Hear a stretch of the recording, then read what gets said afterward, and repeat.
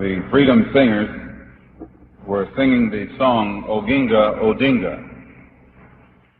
because Oginga Odinga is one of the foremost freedom fighters on the African continent.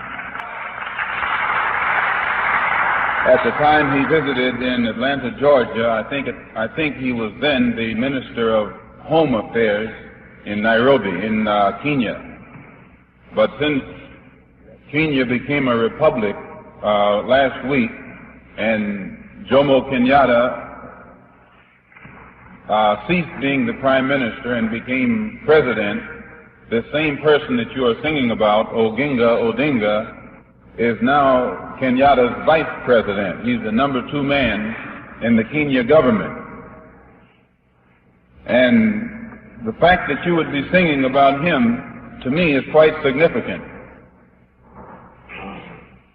2 or 3 years ago, this wouldn't have been done. 2 or 3 years ago, most of our people would choose to sing about someone who was, passive and meek and humble and forgiving. But Oginga Odinga, humble and forgiving. But Oginga Odinga is not passive. He's not meek. He's not humble. He's not nonviolent. But he's free.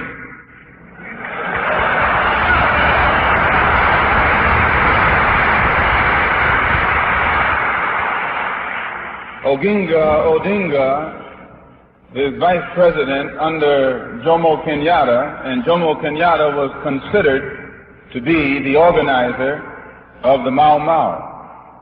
And I think you mentioned the Mau Mau in that song. And if you analyze closely those words, I think you'll have the key to how to straighten the situation out in Mississippi. Yes, sir. The Mau When the nations of Africa are truly independent, and they will be truly independent because they're going about it in the right way, they will give the historians will give the Prime Minister, or rather President Kenyatta, and the Mau Mau their rightful role in African history.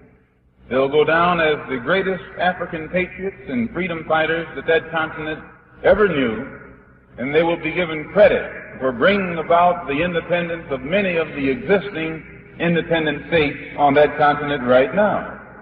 There was a time when their image was negative, but today they're looked upon with respect, and their chief is the president, and their next chief is the vice president. And I have to take time to mention that because, in my opinion, not only in Mississippi and Alabama, but even right here in New York City, you and I can best learn how to get real freedom by studying how Kenyatta brought it to his people in Kenya, and how Odinga helped him, and the excellent job that was done by the Mau Mau freedom fighters. In fact, that's what we need in Mississippi.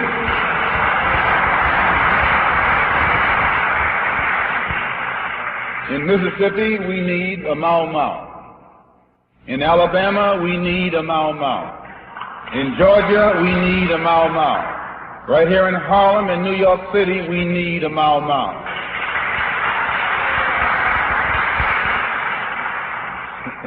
And I say it with no anger, but I say it with very careful forethought. The language that you and I have been speaking to this man with in the past hasn't reached him. And you can never really get your point across to a person until you learn how to communicate with him. If he speaks French, you can't speak German.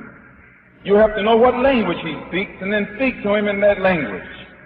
And when I listen to Mrs. Hamer, a black woman, could be my mother, my sister, my daughter, describe what they had done to her in Mississippi, I ask myself, how in the world can we ever expect to be respected as men when we know that we will allow something like that to be done to our women and we do nothing about it?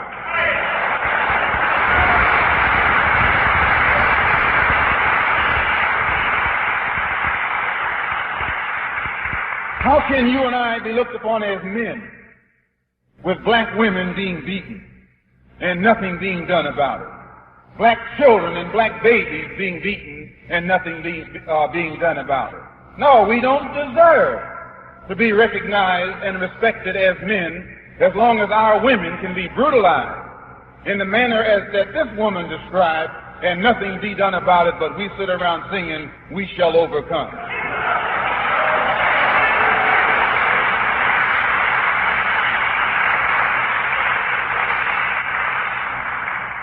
We need them now.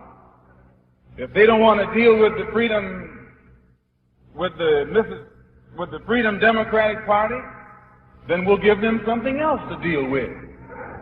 If they don't want to deal with the Student Nonviolent Committee, then we have to give them an alternative. But never stick someone out there without an alternative. We waste our time. Give them this or give them that. Give them the choice between this or that. When I was in Africa, I noticed some of the Africans got their freedom faster than others. And some areas of the African continent became independent faster than other areas. And I noticed that in the areas where independence had been gotten, someone got angry. And in the areas where independence had not been achieved yet, no one was angry. They were sad. They'd sit around and talk about their plight, but they weren't mad. And usually when people are sad, they don't do anything. They just cry over their condition. But when they get angry, they bring about a change.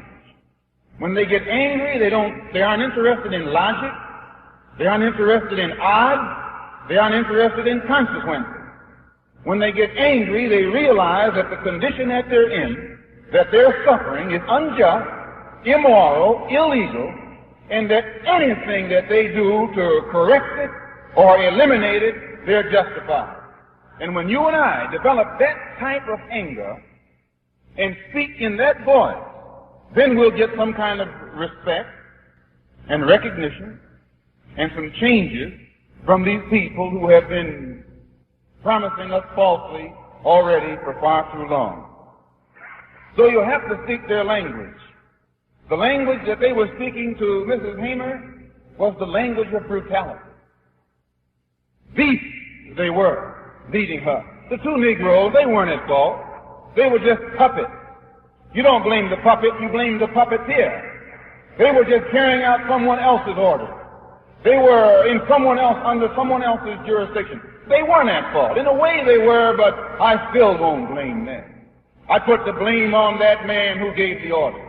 And when you and I begin to look at him and see the language he speaks, the language of a brute, the language of someone who has no sense of morality, who absolutely ignores law, you and I then learn how to speak his language and we can communicate. But we will never communicate talking one language and he's talking another language. He's talking the language of violence and you and I running around with this little chicken pecking type of language and think that he's going to understand.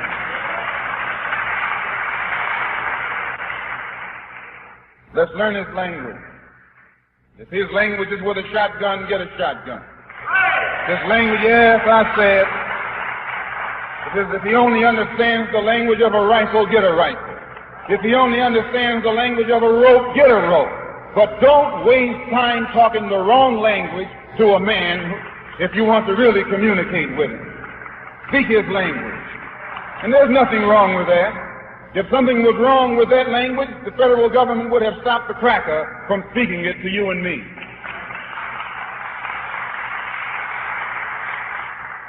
I might say, secondly, some people wonder, well, what has Harlem got to do? What does Mississippi have to do with Harlem? It isn't actually Mississippi. It's America. America is Mississippi. There's no such thing as a Mason-Dixon line. It's America. There's no such thing as the South. It's America. If one room in your house is dirty, you got a dirty house. If the closet is dirty, you got a dirty house. Don't say that that room is dirty, but the rest of my house is clean. You're over the whole house. You have authority over the whole house. The entire house is under your jurisdiction. And the mistake that you and I make is letting these northern crackers shift the weight to the southern crackers.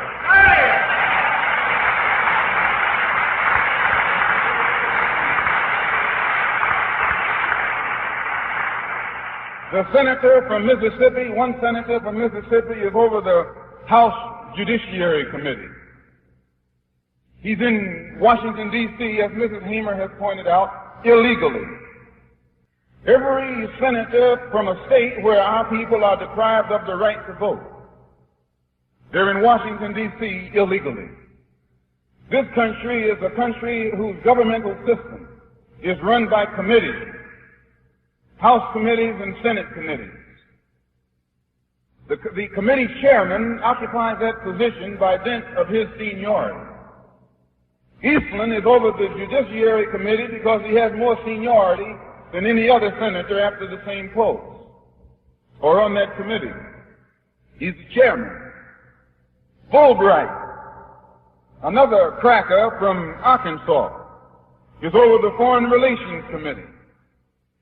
Ellender of Louisiana is over the Agriculture and Forestry Committee. Russell of Georgia is over the Armed Services Committee. And it goes right on down the line.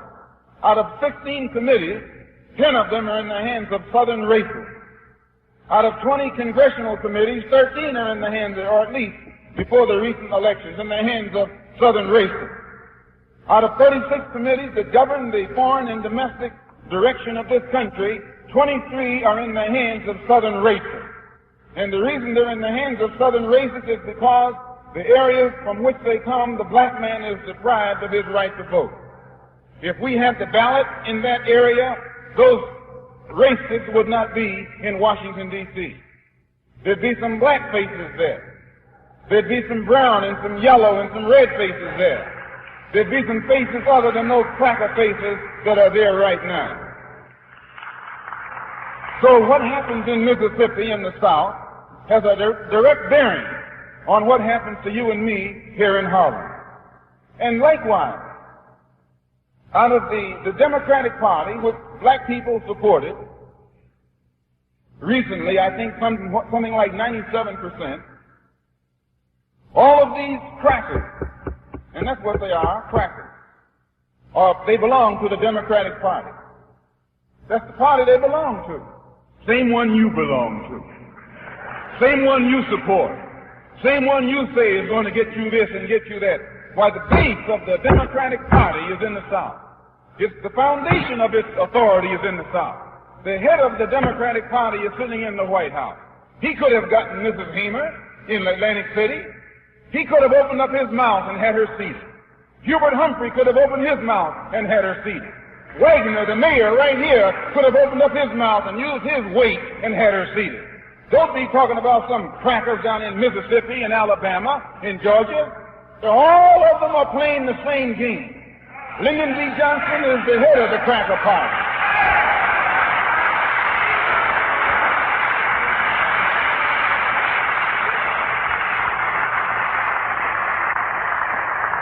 Now, I don't want to be stepping on toes or saying things that you didn't think I was going to say. But don't ever call me up here to talk about Mississippi. It's controlled right up here from the north. Mississippi is controlled from the north. Alabama is controlled from the north. These northern crackers are in cahoots with the southern crackers. Only these northern crackers smile in your face and show you their teeth. And they stick the knife in your back when you turn around. You at least know what that man down there is doing, and you know how to deal with him. So all I say is this. This is all I say. That when you start talking about one, talk about the other. When you start worrying about the part or the piece, worry about the whole. And if this piece is no good, the entire pie is no good, because it all comes out of the same plate and it's made up out of the same ingredients. Wagner is a Democrat. He belongs to the same party as Eastman. Johnson is a Democrat. He belongs to the same party as Eastman. Now, Wagner was in Atlantic City. Ray Jones was in Atlantic City. Lyndon B. Johnson was in Atlantic City. Hubert Humphrey was in Atlantic City. The crackers that you voted for were in Atlantic City. What did they do for you when you wanted to sit down? They were quiet. They were silent. They said, don't rock the boat. You might get Goldwater elected.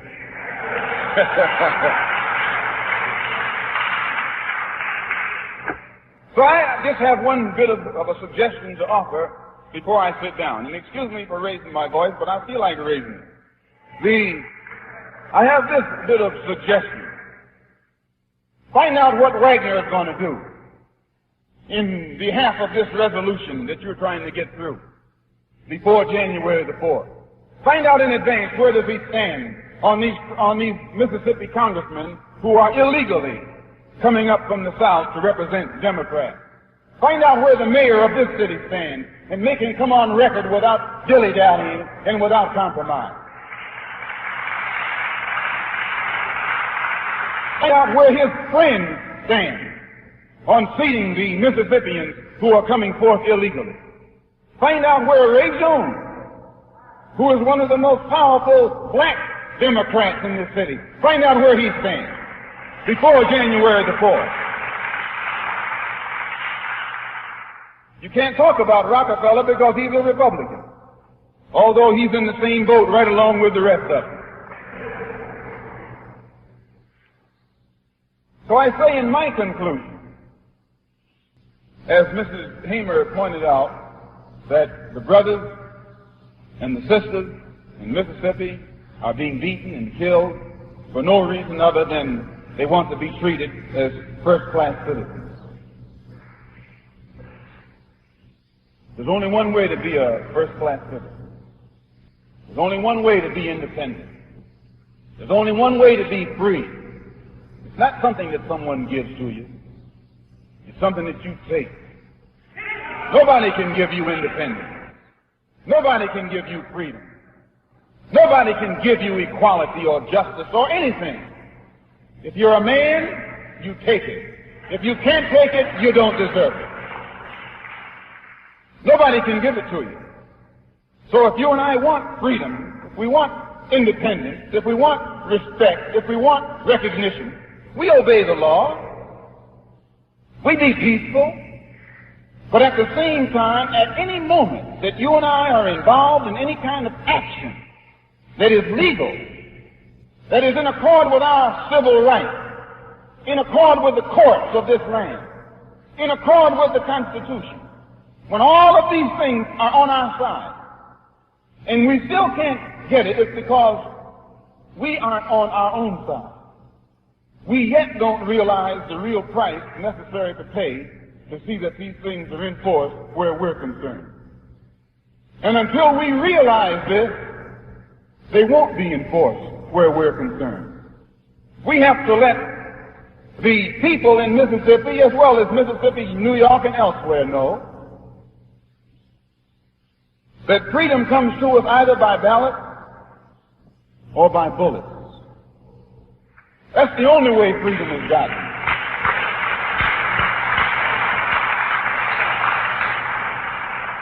Freedom is gotten by ballots or bullets. These are the only two avenues, the only two roads, the only two methods, the only two means, either ballots or bullets. And when you know that, yes, when you know it, then you are careful how you use the word freedom. As long as we're going to sing up on, as long as you think we're going to sing up on some, you come in and sing. I watch you. Those of you who are singing, are you also willing to do some swinging with some of these? No, this is true. They've always said that I'm anti-white. I'm for anybody who's for freedom. I'm for anybody who's for justice. I'm for anybody who's for equality.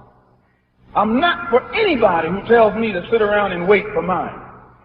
I'm not for anybody who tells me to turn the other cheek when a cracker is busting up my jaw. I'm not for anybody. I'm not for anybody who tells black people to be nonviolent while nobody is telling white people to be nonviolent.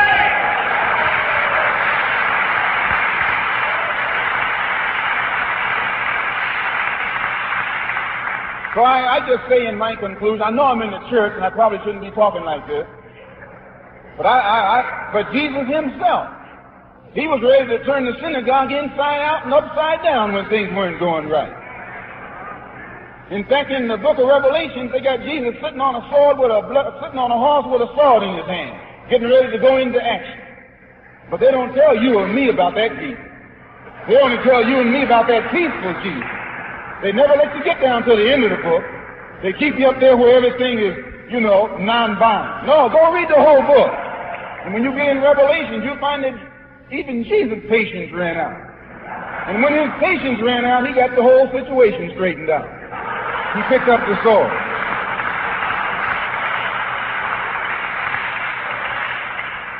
So, I believe that there are some white people who might be sincere. But I think they should prove it. And you can't prove it to me by singing with me. You can't prove it to me by being nonviolent. No.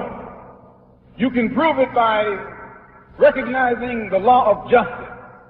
And the law of justice is, as you sow, so must you reap.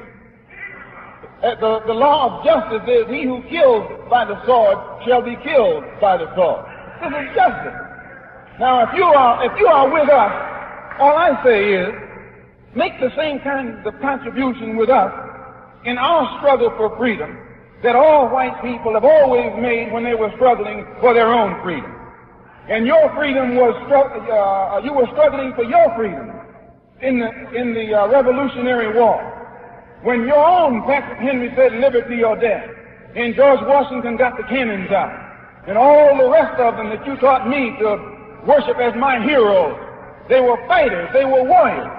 But now when the time comes for our freedom, you want to reach back in the bag and grab somebody who's nonviolent and peaceful and forgiving and long-suffering. I don't go for that. No.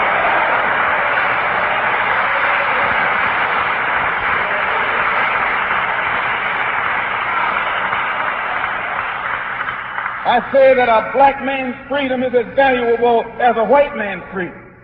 And I say that a black man has the right to do whatever is necessary to get his freedom that other human beings have done to get their freedom. Just a moment. When I say that you and I will never get our freedom, nonviolently and patiently and lovingly, we will never get it until we'll let the world know that as other human beings have laid down their lives for freedom and also taken life for freedom, that you and I are ready and willing and equipped and qualified to do the same thing.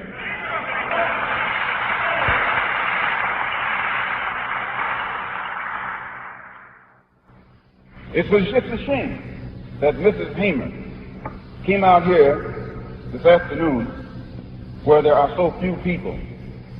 It's a shame. All of our people in Harlem should have heard her describe what they did to her down there. Because I think the people in Harlem are more capable of evening the score than people are anywhere else in this country.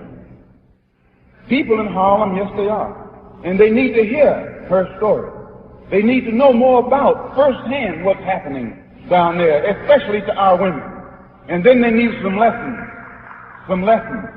in tactics and strategy on how to get even. And I, for one, will make the first contribution to any fund that's raised for the purpose of evening the score. I, for one, will make the first contribution. Whenever someone commits murder, what do? You put a reward, wanted, dead or alive, for the murderer. Yes, learn how to do it. For we've had 3 people murdered. No reward has been put on the head of the murderer, and don't put it on just a reward, dead or alive. Dead or alive. And let that clan know that we can do it tit for tat. Tit for tat. What's good for the goose is good for the gander. If you all don't want to do it, we'll do it. We'll do it. We have brothers who are equipped and who are qualified and who are willing to as Jesus said, little children, go thee where I send thee. We have brothers who can do that, and who will do that, and who are ready to do that. And I say that if the government of the United States cannot bring to justice people who murder Negroes, or people who murder those who are at the forefront, fighting in behalf of Negroes, then it's time for you and me to retire quietly to our closet and devise means and methods of seeing that justice is executed against murderers where justice has not been forthcoming in the past. I say in my conclusion that if you and I, here in Harlem, who form the habit oftentimes of fighting each other, who sneak around trying to wait for an opportunity to throw some acid or some lies on each other, or sprinkle dust at each other's doorstep. If you and I were really and truly for the freedom of our people, all of the energy that we waste thinking of how to do harm for each other, since you have that engine, know how to do it, let me know. I'll give you some money and show you where to go, and show you who to do it to.